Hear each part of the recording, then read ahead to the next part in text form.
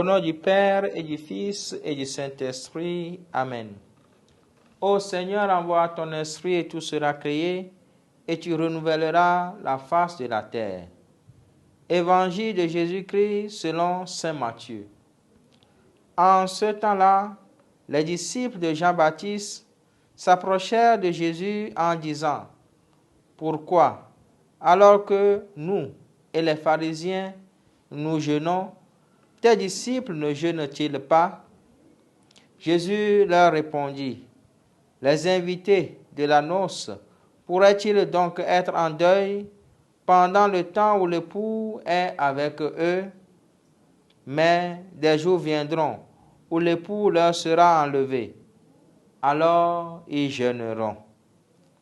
Acclamons la parole de Dieu.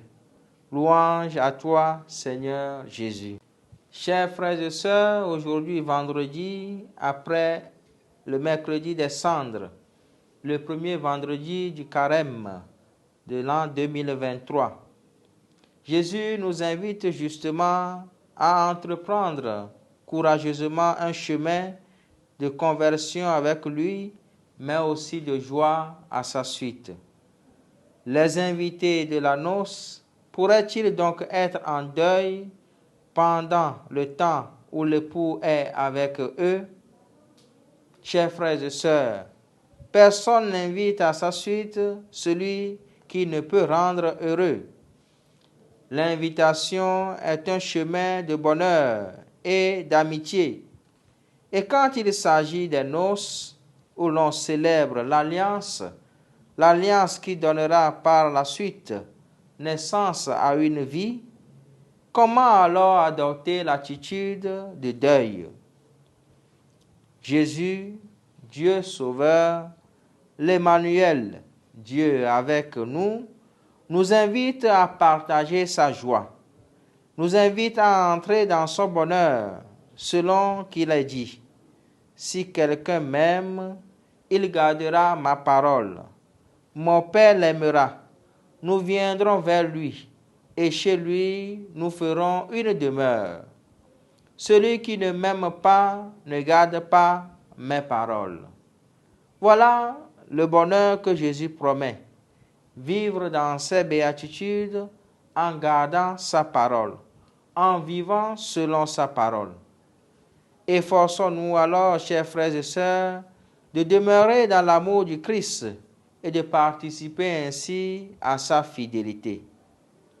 Mais Jésus nous rassure que sa miséricorde est sans défaut pour celles et ceux qui mettent leur espoir en lui. Des jours viendront où l'époux leur sera enlevé.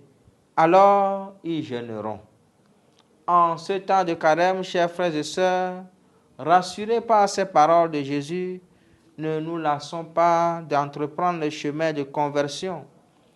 Au moment d'épreuve et dans la nuit de nos péchés et de nos choix, rappelons-nous qu'il nous faut faire recours au jeûne, c'est-à-dire nous détacher de tout ce qui nous empêche de voir la face du Christ. Et alors nous pourrons vivre éternellement dans sa joie et dans son amour. Quand vient le soir et le poids de nos péchés, faisons recours aux moyens de réconciliation et de conversion que l'Église nous offre en ce temps de carême. Recherchons alors la paix, le pardon mutuel. Libérons nos cœurs de la haine et le Seigneur trouvera sa place dans nos cœurs. Qu'il en soit ainsi pour nous, maintenant et pour les siècles des siècles. Amen.